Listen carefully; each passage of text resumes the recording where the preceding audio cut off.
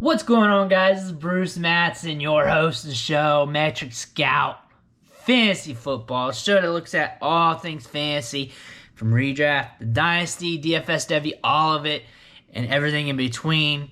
Something you're interested in, hit that subscribe button, ring the bell, tell your homies. And today, we got to have a come to Jesus meeting. We got to talk about this. This has been bugging me for a little bit now, and it's Davante Adams. And you know what? Sometimes you have to take Old Yeller behind the woodshed, even if he can walk with you to the mailbox, even if he's still eating his food, because you know the pain is coming. You know it's time to put him down. Davante Adams has been great. He's been very great. I love him. I love him as a player. He was a wide receiver 1 last year. 9 wide receiver 1 weeks. 6 of those were in the top 5 at his position, and he missed some games. He has 3 wide receiver 1 seasons, 2 wide receiver 2 seasons. Since 2016, he's had a 27% target share, 10.3 average depth of target, scored 58 touchdowns, and 5,639 receiving yards. The dude's been balling out for a long time. Right now, he currently has a 13.3 average draft position. He's being drafted as wide receiver 5.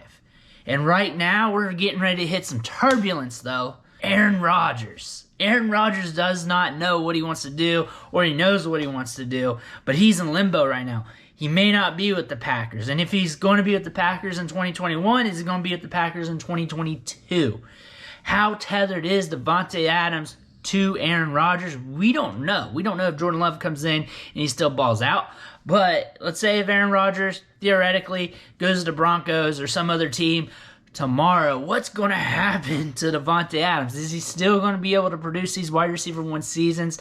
Is he going to give you 5, 6, 7, 8 wide receiver 1 weeks consistently? He's also 28 years old.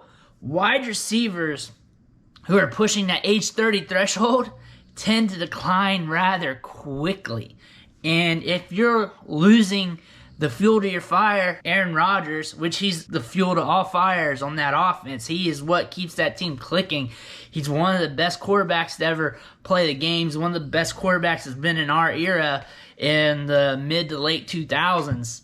Rodgers is a key piece to this puzzle. If he's gone, Davante Adams' trade value plummets no matter what.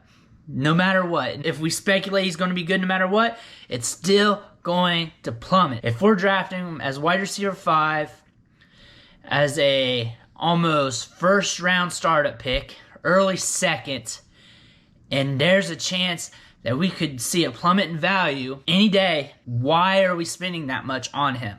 When we have young running backs that we can draft. Running back's a scarce position. That's why we want to hoard them. And the wide receiver position so deep that we can just fade the wide receiver position altogether, or just pivot to another wide receiver that's being drafted around that area. Maybe pay up a little bit for a CeeDee Lamb. Maybe go Travis Kelce, stock up on tight end. There are so many avenues that we could go at this point of the draft. I don't understand why we need to pigeonhole ourselves into Adams, who has this big risk factor that's going to make him a falling knife. He's 28 years old, so I don't see him producing into age 31, 32 at this level, so the drop-off's coming. If we can see the drop-off at the edge of the horizon, why are we paying up for that now at this high price tag at a wide receiver 5? I'd rather just fade, pivot to other positions, and build at wide receiver later than the draft, then take on that risk. And it's all about avoiding risk. I think Davante Adams is a good player. I don't see any drop-off in skills right now. Aaron Rodgers not being there and the potential of him not being there is scary. I think if you put him up on the trade market, you're not getting that ADP value, because once Davante Adams hits that inbox, the fact that Aaron Rodgers may not be there soon is going to play in the minds of that other Dynasty manager, and you're going to have to take a discount, take a loss on that trade, And if you can get someone to pay up, that's good. I'm not saying to sell or try to sell. You should always be kicking tires on players. It doesn't matter if they're supposed to be a sell, buy, or whatever. You're always supposed to be kicking the tires. Paying this high of a price for him is a very scary move considering the potential drop-off we could be getting soon. And we don't know what the Jordan Love experience is going to bring us. And it's very dangerous. And it's dangerous because the opportunity cost of being able to get a young running back with volume, another wide receiver that's younger, one of the tight ends that can produce, and the fact that the wide receiver pool is so deep, it's just not worth doing.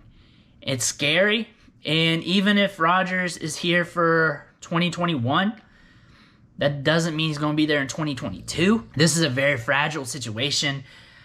It seems like he is pretty much out the door. Tom Brady's making fun of him, and if Tom Brady's making fun of him, things are getting pretty bad. I do not feel good about Aaron Rodgers either way, and even if Davante Adams produces in 2021, it's better to sell out a year early than a year too late.